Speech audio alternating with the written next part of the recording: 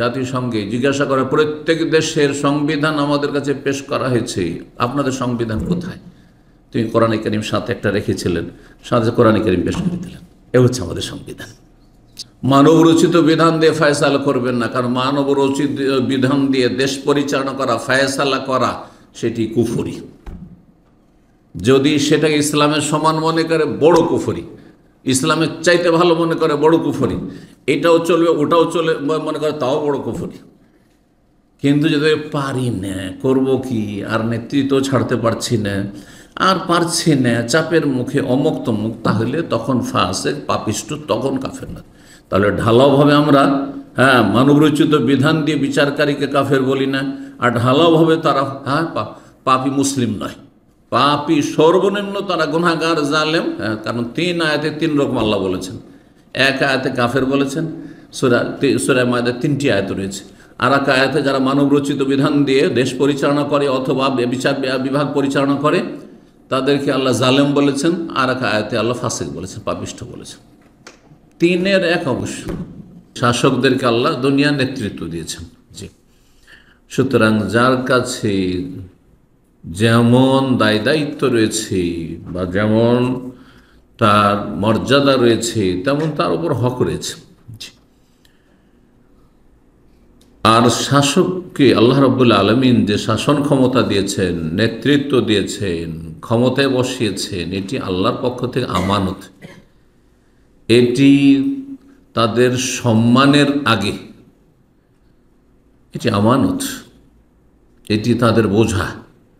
যদি সত্যিকার এই অনুভূতি থাকে এবং এই চিন্তা চেতনা থাকে যে এটি আমার সম্মান নয়, বরং আমার ওপর এটি বোঝা চাপানো হয়েছে। মানুষও বোঝা চাপালে ভারী লাগে, হালকা লাগে না, আনন্দ লাগে না, কষ্ট লাগে ভারী বোঝা উঠাতে। তো এইভাবে একজন শাসককে চিন্তা করা উচিত। কিন্তু আছে কোথায় এই শ্রেণীর ন্যায়পরায়ণ ভালো মানুষের বড়ই অভাব রয়েছে। আল্লাহ যেন সে অভাবগুলি পূরণ করেন। যারা দেশ জাতির জন্য ক্ষয়ক্ষতি করেছে, তাদেরকে বদদুয়া দিয়েছেন রাসূলুল্লাহ সাল্লাল্লাহু আলাইহি ওয়াসাল্লাম। আল্লাহ তাদের জন্য কঠিন করে দাও, রবের কাছে দোয়া করেছেন রাসূলুল্লাহ সাল্লাল্লাহু আলাইহি ওয়াসাল্লাম। হাদিসটি সুন্নাহ সহিহ মুসলিমে 3407 নম্বর হাদিস। মা আয়েশা রাদিয়াল্লাহু তাআলা আনহা বর্ণনা করেছেন হাদিসটি।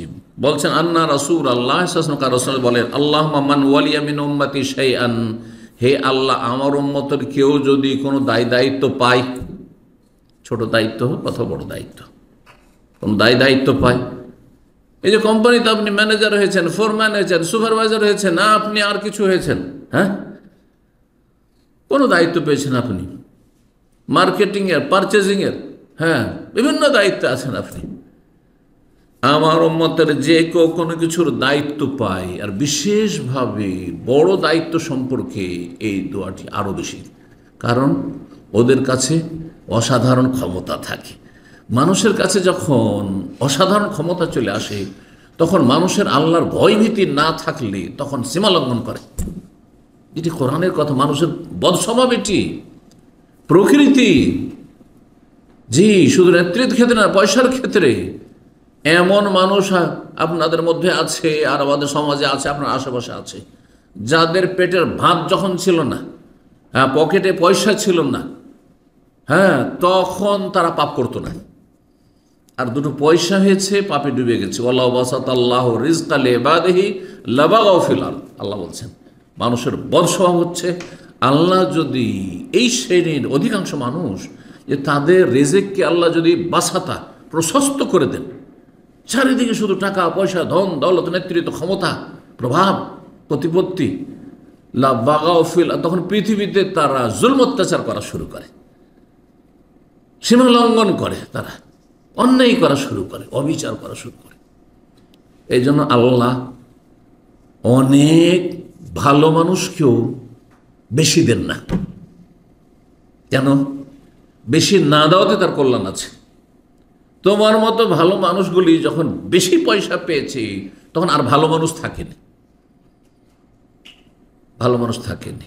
এই জন্য আপনি নেক, আল্লাহ ভালো মানুষ, আপনি দেখছেন যে আমার জীবনে কাবিরা গুনাহ নেই, তারপরেও যে দেখেন যে রিজিকের অনটন, অভাব, হ্যাঁ, অসুস্থ থাকছি, আর তার বিভিন্ন জায়গাতে ধাক্কা খাচ্ছি, আর মানে বিভিন্ন দিক থেকে ধরেন পার্থিব দিক থেকে বিভিন্ন জায়গায় ক্ষতিগ্রস্ত হচ্ছি, জানবেন যে এতে আল্লাহ আপনার কল্যাণ রেখেছেন।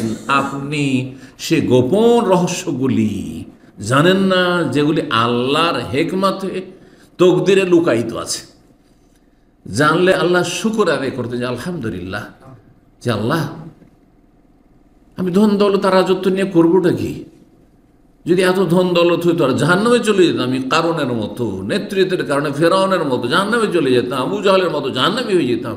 ওর চাইতে ভালো যে আল্লাহ আমি গরিব হয়ে, ও আবু হরের মতো আসাফে সুফা হয়ে, আর ওই আবু জারের মতো, আর ওই একেবারে গরিব মুসলিম যারা ছিলেন, হ্যাঁ সাহাবাই কেরাম, হ্যাঁ যাদের আপনার কাফনের সময় কাফন জুটছিল না, কিন্তু তারা জান্নাতি, বিনা হিসাবে জান্নাত তাদের জন্য। কত সম্মানিত তারা। জাতিসংঘে জিজ্ঞাসা করা, প্রত্যেক দেশের সংবিধান আমাদের কাছে পেশ করা হয়েছে, আপনাদের সংবিধান কোথায়? তুমি কোরআনে কারীম সাথে একটা রেখেছিলেন, সাথে কোরআনে কারীম পেশ করে দিলেন। এ হচ্ছে আমাদের সংবিধান, এ হচ্ছে আমাদের সংবিধান। এই সাহস থাকতে হবে একজন শাসকের, একজন মুসলিম শাসক হিম্মতের সাথে কথা বলবে। আল্লাহর দিনের ক্ষেত্রে কোন কাফেরকে, কোন জালেমকে, কোন ইসলামের শত্রুকে ভয় পাবে না। আল্লাহ যার বুঝার তৌফিক দান করেন। মানব রচিত বিধান দিয়ে ফায়সালা করবেন না, কারণ মানব রচিত বিধান দিয়ে দেশ পরিচালনা করা, ফায়সালা করা, সেটি কুফরি। যদি সেটাকে ইসলামের সমান মনে করে, বড় কুফরি। ইসলামের চাইতে ভালো মনে করে, বড় কুফরি। এটাও চলবে, ওটাও চলে মনে করে, তাও বড় কুফরি। কিন্তু যদি পারি না, করবো কি, আর নেতৃত্ব ছাড়তে পারছি না, আর পারছি না, চাপের মুখে অমুক তমুক, তাহলে তখন ফাসেক, পাপিষ্ট, তখন কাফের না। তাহলে ঢালাওভাবে আমরা মানবরচিত বিধান দিয়ে বিচারকারীকে কাফের বলি না, আর ঢালাওভাবে তারা পাপী মুসলিম নয়, পাপী সর্বনিম্ন তারা গুনাহগার, জালেম। কারণ 3 আয়াতে 3 রকম আল্লাহ বলেছেন। এক আয়াতে কাফের বলেছেন, সূরা মায়দায় 3টি আয়াত রয়েছে। আর এক আয়াতে যারা মানবরচিত বিধান দিয়ে দেশ পরিচালনা করে অথবা বিচার বিভাগ পরিচালনা করে, তাদেরকে আল্লাহ জালেম বলেছেন। আর এক আয়াতে আল্লাহ ফাসিক বলেছেন, পাপিষ্ঠ বলেছেন। 3-এর 1 অবশ্য, সেটা যে কোনো স্তরে হোক না। সামাজিক বিচার, কারণ সামাজিক বিচারগুলি তো আমাদের ইসলামে ধারে না। আমাদের মণ্ডল মাতবর সর্দার মিলে যেসব বিচারগুলি করে না, মেম্বার টেম্বার মিলে, এইখানে কোনো আলেম, ভালো আলেমকে রাখা হয় না। তারা বিচার করে, যার কাছে পয়সা আছে সে বিচার। এরা হচ্ছে সব সমাজের বিচারপতি, সমাজপতি এরা। না না না, ইসলাম ছাড়া কোন আপনার ঘরের বিচারও চলবে না। আর ছেলে মেয়ের ঝগড়া, ছেলেদের ঝগড়া, এমনকি স্বামী স্ত্রী দুজনের ঝগড়া, বিচার করলে কোরআন হাদিস দিয়ে বিচার করতে হবে। কারণ নেই। এটা হচ্ছে ইসলাম। শুধু রাষ্ট্রীয় ক্ষেত্রে নয়, জীবনের প্রতিটি ক্ষেত্রে ওয়াসাল্লিমু তাসলিমা, সেই নত করে ইসলামের বিধিবিধান সর্বস্তরে মেনে নেবে।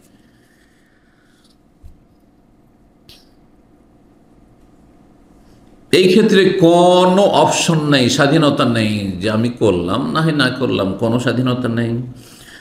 এবং শাসকের উপর ফরজ দায়িত্ব হচ্ছে যে জনগণকে এর জন্য উদ্বুদ্ধ করবে, বরং বাধ্য করবে যে মানব রচিত বিধানের কোনো সুযোগ নাই, ইসলাম দিয়ে দেশ শাসন হবে। জি, এবং এই ক্ষেত্রে কোন রকমের নম্রতা দেখাবে না, মুনাফিকি কপটতা দেখাবে না, এবং আল্লাহর বিধানের বাস্তবায়ন করতে গিয়ে কোন তিরস্কারকারীর তিরস্কারকে ভয় করবে না। কে কি বলছে, কোথায় সমালোচনার পাত্র হয়ে যাচ্ছে, কোথায় বিতর্কিত হয়ে যাচ্ছে।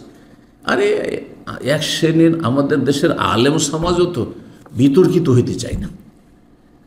আর যদি কেউ বাতিলের বিরুদ্ধে, শিরকের বিরুদ্ধে বলে, বেদাতের বিরুদ্ধে বলে, বেদাতি ফিরকার বিরুদ্ধে বলে, বিভিন্ন গুমরাদের বিরুদ্ধে বলে, তো উনি তো বিতর্কিত আলেম। বলছে না এই কথাটি ইসলাম বিরোধী। তাহলে তো প্রথম আল্লাহ বিতর্কিত, নাউযুবিল্লাহ মিন যালিক। আল্লাহ বলছেন আল্লাহ আহাদ, এটা আল্লাহর কথা কিনা, সূরা ইখলাস। আর মুশরিকরা কি বলছে? বহু দেবদেবী আছে। কেউ তৃত্ববাদে বিশ্বাসী, কেউ বহুত্ববাদে বিশ্বাসী, কেউ মাজারে সেজদা করে বিশ্বাসী। আল্লাহ বলছে লা তুশরিক বিল্লাহ, আল্লাহর সাথে শরীক করিও না। শিরক সবচেয়ে বড় অপরাধ। কথা বোঝা গেছে? তাহলে আল্লাহকে বিতর্কিত বানিয়ে দেবেন। রাসূলুল্লাহ সাল্লাল্লাহু আলাইহি ওয়াসাল্লাম মক্কায় যখন আসেন বলে লা ইলাহা ইল্লাল্লাহ, বলো কুলু লা ইলাহা ইল্লাল্লাহ, এটি হচ্ছে তুফলিহু, সফলতা, এর ছাড়া কোনো সফলতা নেই। তখন অধিকাংশ লোক বিরোধী হয়েছিল না পক্ষে হয়েছিল? প্রায় সবাই তার পক্ষে, অল্প একটা দুটো করে আসছে শুধু, ঠিক কিনা? তাহলে রাসূলুল্লাহ সাল্লাল্লাহু আলাইহি ওয়াসাল্লাম বিতর্কিত। পৃথিবীতে তৌহিদের সাথে একমত হতে পারেনি আদম সন্তান, তাহলে অন্য বিষয়ে কি করে একমত হইতে পারে? ওয়ালা ইয়াজালুনা মুখতালিফিন, আল্লাহ বলছেন মানুষের স্বভাবই হচ্ছে বিভিন্ন মতে বিভক্ত হওয়া। ইল্লা মান রাহিমা রাব্বুক, আল্লাহর রহমত হলেই শুধু একটি পয়েন্টে, সেন্টার পয়েন্টে আসতে পারবে, সেটা হচ্ছে তৌহিদ, আল্লাহর একত্ব, এক আল্লাহর ইবাদত করব, এক রাসূলের তরিকায় চলবে। এটি আল্লাহর রহমত, এটা সবাইকে দেয় না। কেউ যদি শিরক না করে তো বিদআত করছে। যদি শিরক থেকে মুক্ত থাকে, হয়তো বড় শিরক করে না, মাজারে যায় না, কিন্তু নবীর তরিকায় নামাজ পড়তে রাজি না, ও নামাজ দুপুরে নামাজ পড়বে, সম্মিলিত মোনাজাত করবে, সালাম ফিরে কপালে হাত দেব, নবীর তরিকা না এগুলো। 2 ঈদ নবীর তরিকা মানতে চায় না, ও 3 ঈদ করবে, ঈদে মিলাদুন নবী করবে, কোথায় আছে না? সব ক্ষেত্রে তো বিতর্ক আর বিতর্ক, আপনি যাবেন কোথায়? সুতরাং এই কথাটি বাতিল কথা, যে আমি বিতর্কিত হইতে চাই না এবং উনি বিতর্কিত না আপনি, তার মানে আপনি বাতিলপন্থী। সমস্ত বাতিলের সাথে আপনি আতাত করেছেন, আপনি সমঝোতা করেছেন, সবটাকে মেনে নিচ্ছেন আপনি। আপনার মানহাজ, আদর্শ হচ্ছে এটাও ঠিক ওইটাও ঠিক, কথা বোঝা গেছে? মাজার পূজাও ঠিক, মূর্তি পূজাও ঠিক, আর 3 এলাহাতে বিশ্বাসী খ্রিস্টানদের সেটাও ঠিক, আর ইহুদিদের ওজাইর আল্লাহর পুত্র সেটাও ঠিক, আর আমরা বলছি যে ওজাইর আল্লাহর পুত্র না, ওইটাও ঠিক, এইটাও ঠিক ওইটাও ঠিক। এখন রাত এটাও ঠিক, এখন দিন এটাও ঠিক। এটা কোনোদিন সত্য? কোনোদিন সত্য নয়, মিথ্যা কথা এটি। জি, আল্লাহ বুঝার তৌফিক দান করুন। বহু আয়াত রয়েছে, সূরা মায়দা আয়াত 50 আপনাদেরকে শোনায়, 49-50। আল্লাহ বলছেন ওয়ানিহকুম বাইনাহুম বিমা আনজালাল্লাহ, হে নবী, মানব জাতির মাঝে তুমি আল্লাহর নাজিলকৃত বিধান দিয়ে ফয়সালা করো। নবীকে আল্লাহ বলছেন তোমার নিজের কথা দিয়ে ফয়সালা করলে হবে না। আমি নবী, আমি যা ইচ্ছা তাই আদেশ করলাম, করো না করো না। বিমা আনজালাল্লাহ ওয়ালা তাত্তাবি আহওয়াহুম, মানুষের খেয়াল খুশির অনুসরণ করিও না। মানুষের মনকে খুশি করতে হবে এটা ভাবিও না, তাদের কুপ্রবৃত্তির অনুসরণ করে না। কেউ এটা চায়, কেউ এটা চায়, কেউ এটা চায়, এটা শুনিও না। ওয়াহজারহুম, এবং তাদের থেকে সাবধান, যারা খেয়াল খুশি জীবনযাপন করে বা খেয়াল খুশি বিধান দিয়ে জীবনযাপন করতে চায়, দেশ পরিচালনা করতে চায়, তাদের থেকে সাবধান। আইয়াফতানুকাম বাদে মা আনজালাল্লাহ, তোমাকে যেন ফিতনায় না ফেলে দেয় আল্লাহর কিছু বিধান থেকে, যে কিছুর ক্ষেত্রে বলছে আচ্ছা ঠিক আছে সবই মানছি, শুধু এটুকু মানব না। আরব মুশরিকরা, মক্কার কাফেররা এইরকম প্রস্তাব পেশ করেছিল কিনা? রাসূল মুহাম্মদ সবই মেনে নিচ্ছি, তোমাকে রাজাও বানিয়ে দিচ্ছি, তোমার সুন্দরী নারীর সাথে বিয়েও দিয়ে দিচ্ছি, ধন সম্পত্তি তোমাকে একবারে অভাবমুক্ত করে দিচ্ছি, রনকুপ করে দিচ্ছি, মক্কার সবচেয়ে বড় ধনী হয়ে যাবে, কিন্তু আমাদের দেবদেবীগুলির বিরুদ্ধে বলি না। তুমি তোমার মতো ইবাদত করো, ঠিক আছে, নামাজ পড়ো, ওটা তো বাধা দেবো না, কথা বোঝা গেছে? কিন্তু আমাদের দেবদেবীর পূজা বাতিল, এই কথাটি শুধু বলিও না। আল্লাহ বলছেন খবরদার, আল্লাহর বিধানের কিছু অংশ থেকে তোমাকে যেন ফিরিয়ে নিয়ে ফিতনায় লিপ্ত না করে। কারণ সবচেয়ে বড় ফিতনা হচ্ছে শিরক, কুফরি, নাস্তিকতা, মানুষের তৈরি করা আইন, মতবাদ। জি, তো তারপরে আয়াত 50 আয়াত বলছেন আফা হুকমুল জাহিলিয়াতি ইয়াবগুন, তারা জাহিলি যুগের মূর্খতার বিধান চায় তারা। তাহলে মানুষের ব্রেন থেকে যেসব আইন কানুন তৈরি হয়েছে, সেগুলি হচ্ছে অজ্ঞতাপূর্ণ, সেগুলি হচ্ছে অসার, আজকে চলছে কালকে চলবে না। আজকের লোকেরা 50 বছর আগে যেগুলিকে বলা হচ্ছিল এগুলি হচ্ছে সমাধান, আজকের কিছুটা উন্নতি করার বলছে যে না ওগুলো ক্যান্সেল, চলবে না, হচ্ছে না আপডেট, সব কিছু আপডেট হচ্ছে, ওটা অচল এখন। ওগুলো আগের ভার্সন ছিল, এখন চলবে না। কিন্তু রব্বুল আলামিনের বিধান যিনি আসমান জমিন সমস্ত কিছুর মালিক, যিনি আদমকে সৃষ্টি করেছেন, শেষ মানুষকে সৃষ্টি করবেন রব্বুল আলামিন, তিনি সমস্ত মানব জাতির সমস্যার সমাধান আল কোরআনে রেখেছেন, রাসূলুল্লাহ সুন্নাহয় রেখেছেন। 2 নম্বর, শাসকের হক হচ্ছে জনগণের ক্ষেত্রে যে জনগণকে দেশে নিরাপদ রাখবে, তাদের জান মালের সার্বিক নিরাপত্তা দেবে, তাদের রাস্তাঘাটকে নিরাপদ করবে, তাদের চলাফেরায় যেন কোনো রকমের ধারা কোনো রকমের অশান্তি আর নিরাপত্তাহীনতায় না ভোগে। দেশে শান্তি প্রতিষ্ঠা করতে হবে, নিরাপত্তা প্রতিষ্ঠা রাখতে হবে। জি, তাহলে দেশে চোর, ডাকাত, ছিনতাইকারী আর তারপরে এই হাইজ্যাককারী, সুবহানাল্লাহ, আর এই রকমের বড় বড় জালেম কুখ্যাত খনি দেশে দাদাগিরি করছে, মস্তানি করছে না, এদেরকে দমন করতে হবে। এটি হচ্ছে জনগণের হক কার ওপর? শাসকের ওপর, দায়িত্বশীলদের ওপর। যে যেখানে দায়িত্ব রয়েছে আর যিনি সবচেয়ে বড় দায়িত্বশীল, তার সবগুলি দায়িত্ব তার উপর রয়েছে।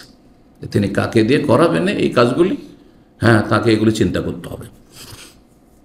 3 নম্বর হক হচ্ছে যখন কোনো কিছুর ভাগ বন্টন করবেন দেশে, তখন ন্যায়সঙ্গত করবেন, সমানভাবে যোগ্যতার ভিত্তিতে ভাগ করে দেবেন।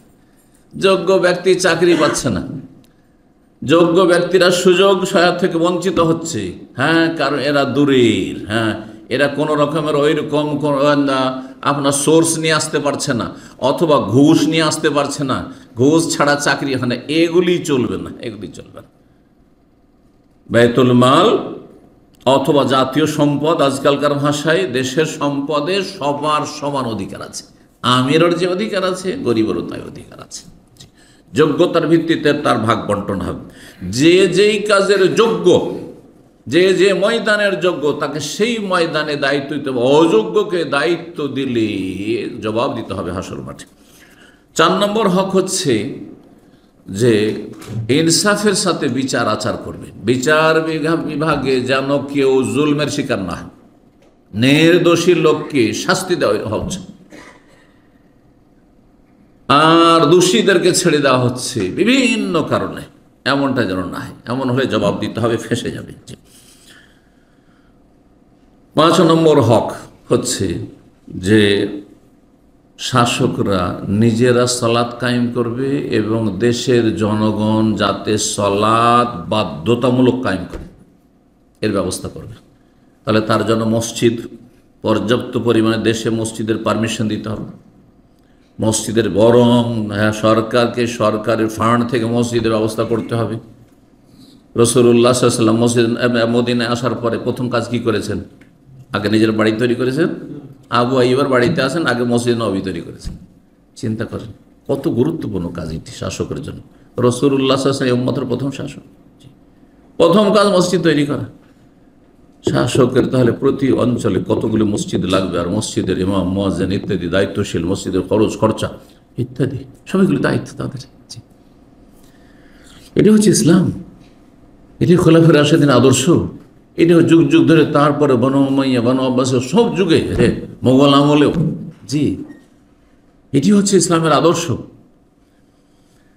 সালাত কায়েম করবে, সালাত কায়েমে কোনো জায়গাতে যেন বাধাগ্রস্ত কেউ না হয়। সালাতের সময় হয়েছে, যে কোনো জায়গায় সালাত আদায় করবে। আল্লাহর জমিন সবগুলি, আল্লাহ আরযু কুল্লাহ মসজিদ, রাসূলুল্লাহ বলেছেন। সুতরাং কোন শাসক যে বলে এইখানে নামাজ পড়া যাবে না, এইখানে নামাজ পড়া যাবে না, তাহলে জুলম অত্যাচার করল, বড় অপরাধ করল।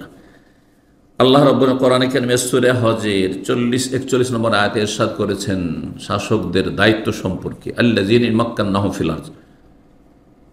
শাসকরা এমন হবে, তার আগে বলছেন ওয়ালা ইয়ানসুরান্নাল্লাহু মান ইয়ানসুরুহু, আল্লাহ অবশ্যই সাহায্য করবেন কাদের?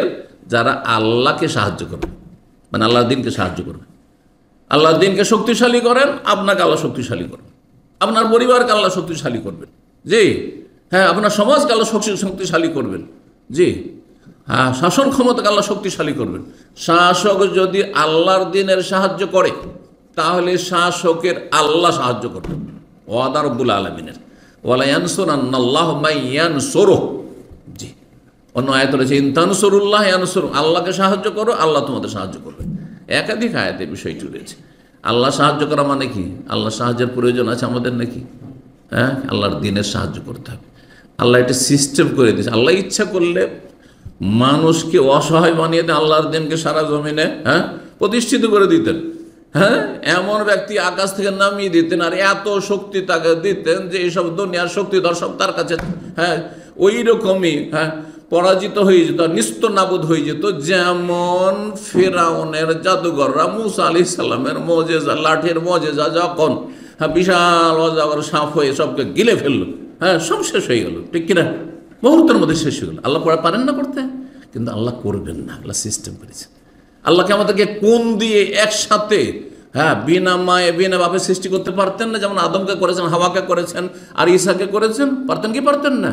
কিন্তু আল্লাহ একটা সিস্টেম করে দিয়েছেন। না, এটা ব্যতিক্রম দেখিয়ে দিচ্ছি এই তিনটি ঘটনায়, যে আমি সব কিছু করতে সক্ষম, কিন্তু একটা সিস্টেম আছে, নীতিমালা আছে। তো ওই রকমই দিনের সাহায্য করতে হবে। দিন, একটি কথা মনে রাখবেন, আল্লাহর দিন সাহায্য প্রাপ্ত, আল্লাহর দিন বিজয়ী, সেটা আমার মাধ্যমে হোক আর আপনাদের মাধ্যমে হোক। যদি এই মুসলিম জাতি দিয়ে না হয়, এরা অসার হয়ে যায়, আল্লাহ ইহুদি, নাসারা, খ্রিস্টান, অমুসলিম, হিন্দু সমস্ত তাদের ঘর থেকে আল্লাহ উঠিয়ে নিয়ে এসে তাদের মাধ্যমে আল্লাহ দিনকে শক্তিশালী করবে। এটা আল্লাহ সুন্নাতুল্লাহ। ইসলামের ইতিহাসে, মানব জাতির ইতিহাসে এরকম বহু নজির আছে। হালাকো খাঁ, চেঙ্গিজ খাঁ, এ মুঘলদের পূর্বপুরুষেরা, এরা কত দুর্দান্ত খুনি ছিল। দেশকে দেশ তারা খুন করে চলে গেছে। বাগদাদের পতন এদের হাতে ঘটেছে, কিন্তু এরা এই কালমা পড়ে মুসলমান হয়ে কয়েক শত বছর বিশাল ভারতীয় রাজত্ব করেছে। এটা কি ভুলে যাবেন? হয়তো অনেকেই এগুলো বিষয় জানেন না অথবা খেয়ালই করেন না। তো আল্লাহ যখন দিনকে শক্তিশালী করতে চাইবেন, আরে আমি করবো না, আমার ছেলেরা করবে না, আমার আগামী প্রজন্ম করে, আপনাদের আগামী প্রজন্ম করে, অন্যদেরকে আল্লাহ করাবেন, ইস্তাবদিল কওমান গায়রাকুম। কিন্তু আল্লাহর দিন বিজয়ী থাকবে। কোন জায়গায় জুলমের শিকার হচ্ছে, দুর্বল হয়ে যাচ্ছে, তাতে ধোঁকা খাবেন না, তাতে দুর্বল হবেন না, হীনমন্যতায় ভুগবেন না। আল্লাহর দিন সাহায্যপ্রাপ্ত, আল্লাহ সাহায্যের মালিক। কেউ না করবে, আল্লাহ তার দিনকে টিকিয়ে রাখবেন আল্লাহ জমিনে। জি, আল্লাযীনা মাক্কান্নাহুম ফিল, আল্লাহ বলছেন যদি তাদেরকে প্রতিষ্ঠিত করি, আর শাসকদেরকে আল্লাহ প্রতিষ্ঠিত করেছেন, জনগণদের ওপর তাদেরকে প্রতিষ্ঠিত করেছেন, তাদের কাছে ক্ষমতা রয়েছে, তাহলে কি করে? আকামুস সালাত, এক নম্বর নামাজ পড়বে, নামাজ পড়াবে। বেনামাজি দেশে বেনামাজি জায়গা নেই, বাধ্যতামূলক নামাজ পড়তে হবে। জি, সব কিছুর খবর রাখছে, এক একটা আইডি তৈরি করে, কে বৈধ কে অবৈধ, কার আইডি এক্সপায়ার হয়ে গেল, আর বেনামাজির খবর রাখতে পারবে না? অবশ্যই খবর রাখতে পারবে। আকামুস সালাত, নামাজ কায়েম করাতে হবে। দেখেন, আলেমরা শুধু কথা বলে ওয়াজ করার মালিক, ফোর্স করার ক্ষমতা নেই এবং তাদের দায়িত্ব নেই। যখন ক্ষমতা নেই তো দায়িত্ব নেই। আলেমদেরকে আল্লাহ নেতৃত্ব, ধর্মীয় নেতৃত্ব, দিনী নেতৃত্ব দিয়েছেন, কিন্তু আমাদের জবরদস্তি করার কোনো দায়িত্ব নেই। এমনকি আমার কথা শুনবেন হয়তো, তারপরেও হয়তো রাস্তায় বসে আছেন, আমি শুধু বলার দায়িত্ব, আপনাকে চাপ দেওয়ার অধিকার আমার নেই। চাপ দিলে আমার অন্যায় হবে, কারণ এই কাজটি সরকারের। পিটিয়ে মসজিদ মুখী করা, মসজিদে নিয়ে যাওয়া, হাজির করা, নামাজ পড়ানো, এটা সরকারের কাজ, শাসকের কাজ। আকামুস সালাহ ওয়া আতাউজ যাকাত, যাকাত দেবে, যাকাত নেবেও। বড় বড় পয়সাওয়ালা দেশে আছে, যাকাত দিচ্ছে কিনা, কোথায় তাদের যাকাত যাচ্ছে, খোঁজ খবর রাখবে। সমস্ত তদন্ত গোয়েন্দা বিভাগ করতে পারছে, আর পয়সার তদন্ত করতে পারবে, কার ইনকাম কত হইলো, ইনকাম ট্যাক্স দিচ্ছে কিনা, এগুলো করতে পারছে, আর যাকাতের খোঁজ নিতে পারবে না? অবশ্যই পারবে। ওয়ামারু বিল মারুফ, ভালো কাজের উপদেশ দেবে, অন্যায় কাজে বাধা দেবে। উপদেশ দেওয়ার তিনটা তরিকা আছে, অন্যায় কাজে বাধা দেওয়ার তিনটা তরিকা আছে। একটা হচ্ছে অন্তর থেকে ঘৃণা করে কিছুই বলতে পারছেন না, যখন একবারে দুর্বল, আর মাঝামাঝি যেমন আলেম সমাজ বা আপনি বলতে পারছেন, হয়তো মুখ খোলা আছে, বলার অধিকার আছে, তখন বলে উপদেশ দিয়ে ভালো ভাষায়। আর যাদেরকে আল্লাহ ক্ষমতা দিয়েছেন তাদের ক্ষেত্রে বল প্রয়োগ করে ভালো কাজের আদেশ দিতে হবে, আর বল প্রয়োগ করে অন্যায়কে নির্মূল করতে হবে, আর অন্যায়কারীকে দমন করতে হবে। জি, সূরা হজের কথা বলছিলাম। 6 নম্বর হক হচ্ছে যে দেশবাসীর আকিদার সংশোধন করে, এই নয় যে দেশবাসী সমস্ত তরিকার শিরকি তরিকা চলছে, সবটাই ঠিক, এটা আপনাদের ব্যাপার। কে মাজারে সেজদা করবেন, আর কে নেচে নেচে গান গেয়ে আপনি জিকির করবেন, আর কে প্যান্ডেলে চড়বেন, আর কে আপনার লাফ দিয়ে ওড়াবেন আপনি পাগলের মতো, আর কি আপনি বুকে হাত বাঁধবেন, কে নিচে করবেন না। আরে ভাই, সহিটা বানাইতে হবে। ঠিক আছে, ছোটোখাটো যেগুলো সুন্নতের বিষয় সেগুলো বিষয় ভিন্ন, সেগুলো ক্ষেত্রে হয়তো সুযোগ আছে ছাড়া দেওয়ার, কিন্তু তৌহিদের জায়গায় শিরকের কোনো সুযোগ নেই, সুন্নতের জায়গায় বেদাতের কোনো সুযোগ নেই, কবর পাকা থাকবে এর কোনো সুযোগ নেই, কবরে সেজদা হবে আর ওরস লাগবে, মেলা লাগবে, আর সেখানে খাসি মোরগ জবাই হবে, মন্দিরে যেমন আস্তানাতে জবাই তেমন এগুলোর কোনো সুযোগ নাই, এই অধিকার নাই। এটা শাসকের ফরজ দায়িত্ব, জি, যে পাকা কবরগুলি যেগুলো শিরকের আস্তানা সেগুলোকে গড়িয়ে দেবে, সমতল করে দেবে। নবী সাল্লাল্লাহু আলাইহি ওয়াসাল্লাম আলী রাদিয়াল্লাহু তাআলা আনহুকে এই আদেশ দিয়েছিলেন যে দিনের শিক্ষা দিবে, তার মানে ধর্মীয় সাবজেক্ট পর্যাপ্ত পরিমাণে থাকতে হবে, নামকে আসতে 100 মার্কের, আর কিছুই পড়ে না, মাধ্যমিক উচ্চ মাধ্যমিক বিএ এমএ পাশ করে ইসলামের কিছুই জানে না, এমন যেন দেশের মুসলিম ছেলেমেয়েরা না হয়। দিনের জ্ঞান তাদেরকে দিতে হবে যথেষ্ট পরিমাণে। শিরকের যত আস্তানা রয়েছে সেগুলিকে দূর করতে হবে, এবং শিরকের বেদাতের পাপের যত রাস্তা রয়েছে, পাপাচার রাস্তাগুলি বন্ধ করতে হবে, এগুলি তাদের দায়িত্ব। 7 নম্বর হচ্ছে মুসলিমদের ইজ্জত আবরুর হেফাজত করবে, মুসলিমদের শিশুদের হেফাজত করবে, নারীদের হেফাজত করবে, মান সম্মানের হেফাজত করবে, এবং একা নারী পুরুষকে একাকার হওয়ার সুযোগ দেবে না। কোথায় আজকে মুসলিম জাতি চলে গেছে যে সহশিক্ষা ছাড়া স্কুল কলেজ ইউনিভার্সিটি নাই। এটা ইসলাম সমর্থন করে? মোটেই করেন না। জবাব দিতে হবে রবকে। জি, সহশিক্ষা বন্ধ করবে, একসাথে একাকার হয়ে অবাধ মেলামেশায় কাজকর্ম করছে, এইগুলো বন্ধ করতে হবে। ইউনিভার্সিটিতে হোক, ধর্মীয় প্রতিষ্ঠানে হোক, আর যানবাহনে হোক, যানবাহনেও আলাদা ব্যবস্থা করতে হবে। মহিলাদের জন্য আপনার ট্রেনে মহিলা বগির ব্যবস্থা থাকতে পারে, মহিলারা মহিলাদের এতে উঠবে, ইত্যাদি ইত্যাদি। মহিলারা তাদের জায়গা আলাদা থাকবে, পুরুষদের জায়গা আলাদা থাকবে। মাঠে ময়দানে সব জায়গাতে রাস্তাঘাটে যথাসাধ্য নারী পুরুষের একাকার হওয়া থেকে যেগুলো অশ্লীলতা ছড়ায়, সমাজে মানুষের চারিত্রিক পদস্খলন ঘটায়, মানুষকে নোংরামিতে ডুবিয়ে দেয়, জেনা ব্যভিচার রাস্তাকে প্রশস্ত করে, সেগুলিকে বন্ধ করতে হবে। তাহলে এগুলি যদি বন্ধ করতে হয় তো বেশ্যাখানার লাইসেন্স দেওয়া যাবে? আর পতিত বেশ্যাদেরকে আবার যৌনকর্মী বলা যাবে, স্বীকৃতি দেওয়া যাবে? কোনো অবকাশ নাই, এর কোনো অবকাশ নাই। সারা বিশ্বের যে কোনো জায়গায় হোক না কেন, মুসলিম দেশে এর কোনো সুযোগ নেই, রবের কাছে ফেসে যাবে না। 8 নম্বর হক হচ্ছে দেশে যদি কিছু বিরল উদ্ভট ফতুয়া থাকে, উদ্ভট ফতুয়া দিচ্ছে, আর দেশ জাতিকে গুমরা করছে, উদ্ভট কথাবার্তা বলছে, ধর্মকর্ম করছে, আর দেশ জাতিকে গুমরা করছে, তাহলে তাদের কি করতে হবে? তাদেরকে দমন করতে হবে। যেমন হিজবুত তৌহিদ, এরা নারী পুরুষকে বিভ্রান্ত করে জাহান্নামে নিয়ে যাচ্ছে, ইসলাম থেকে বের করে দিচ্ছে। কাদিয়ানিরা ইসলাম থেকে বের করে দিচ্ছে তাদের নবী মির্জা গোলাম আহমদ কাদিয়ানি, শেষ রসুল মোহাম্মদ সাল্লাল্লাহু আলাইহি ওয়াসাল্লাম নয়।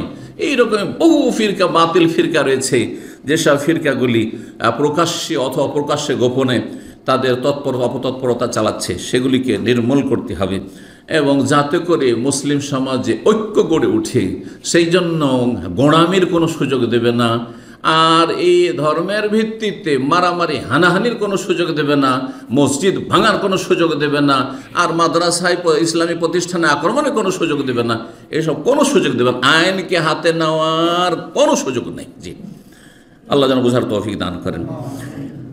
9 নম্বর হক হচ্ছে জনগণের শাসকের ওপর, যে জনগণের যদি কোনো কষ্ট থাকে সেসব কষ্ট দূর করার জন্য, হালকা করার, লাঘব করার জন্য এবং তাদের পাশে দাঁড়ার জন্য সর্বাত্মক চেষ্টা করবে।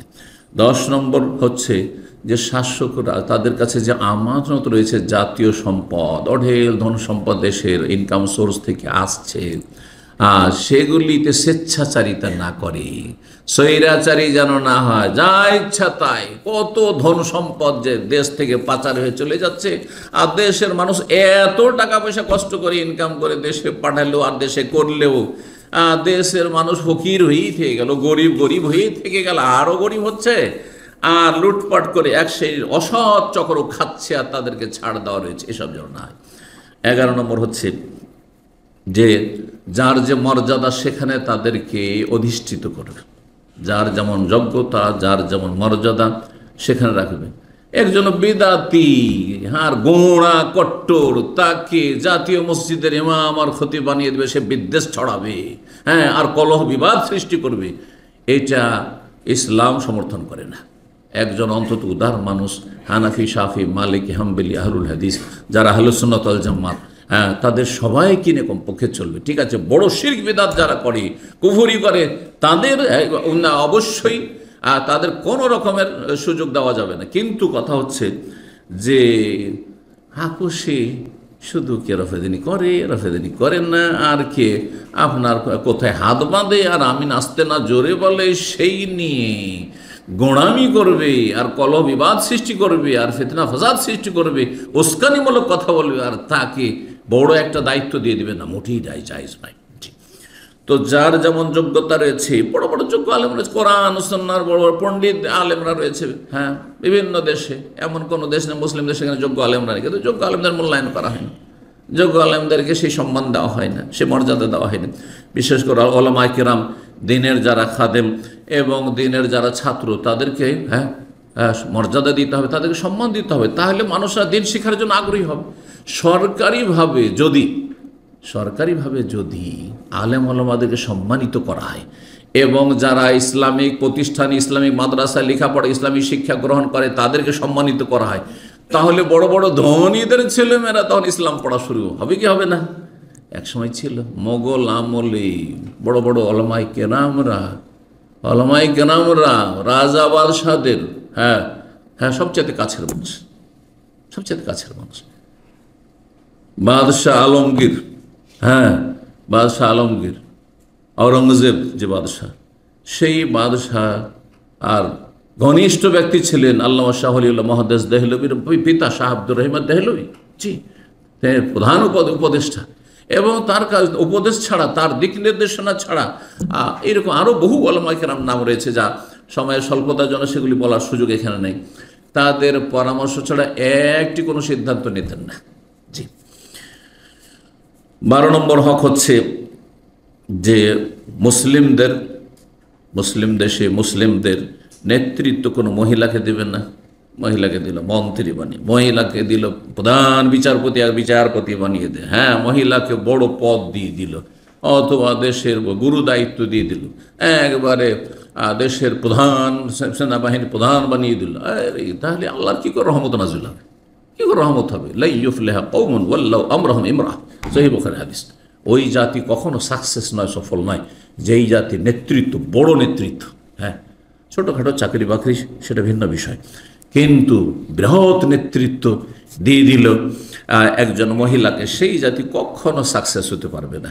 আল্লাহর এসব বালা মুসিবত থেকে যেন আমাদেরকে মুক্তি লাভের তৌফিক দান করে। আর এসব হয়েছে আমাদের পাপের জন্য, দেশবাসীর পাপের কারণে। জি। 13 নম্বর হচ্ছে যে যেসব আমলা হবে দেশে, অথবা মন্ত্রী মিনিস্টার হবে, পদস্থ ব্যক্তি অফিসাররা হবে, তারা যেন ভালো মানুষ হয়, যথাসাধ্য ভালো মানুষকে এই রকমের পদগুলো দেবে, যাদের দ্বারা দেশের কল্যাণ হয়, জাতির কল্যাণ হয়, আর জাতি তাদের থেকে উপকৃত হয়। বাছাইকৃত ভালো মানুষদেরকে এইসব দায়িত্বগুলো দেবে। 14 নম্বর হচ্ছে যে দেশে যেন কোনো রকমের অশ্লীলতা ছড়ায় এমন সুযোগ দেবে না। হ্যাঁ, পুরুষে বিয়ে করতে পারবে, হ্যাঁ, নারীতে বিয়ে করতে পারবে, চাইছে পশ্চিমা শক্তি চাইছে মুসলিম দেশগুলিতে আইন চাপিয়ে দেওয়ার জন্য, আপনাদের জানা আছে, কথা বোঝা গেছে না? এইটাকে রাষ্ট্রীয়ভাবে বৈধতা দেওয়ার জন্য মুসলিম দেশগুলি দুর্বলতা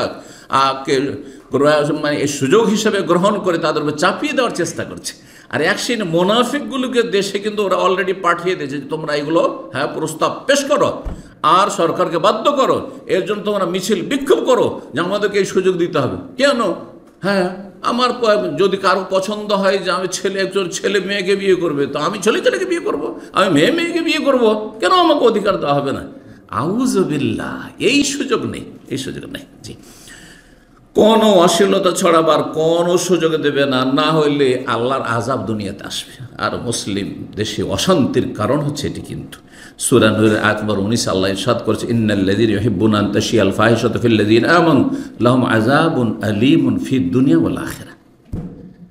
যেসব লোকেরা, যেসব নেতারা, যেসব শাসকরা চাই যে মুসলিম সমাজে ফাহেসা, সমকামিতা ছড়িয়ে যাক, আর তারপরে জেনা ব্যভিচার ছড়িয়ে যাক, আর প্রতিটি শহর আর অঞ্চলে বেশ্যাখানা পতিতালয় থাক, আর সেটা বেশ্যা বলবে না, পতিতালয় বলবে না, না হলে মানহানি হচ্ছে, আর তারা লজ্জা পাচ্ছে, তাদেরকে যৌনকর্মী বলে যাতে বুক ফুলিয়ে তারা এইসব কাজ করতে পারে একবারে নির্দ্বিধায়।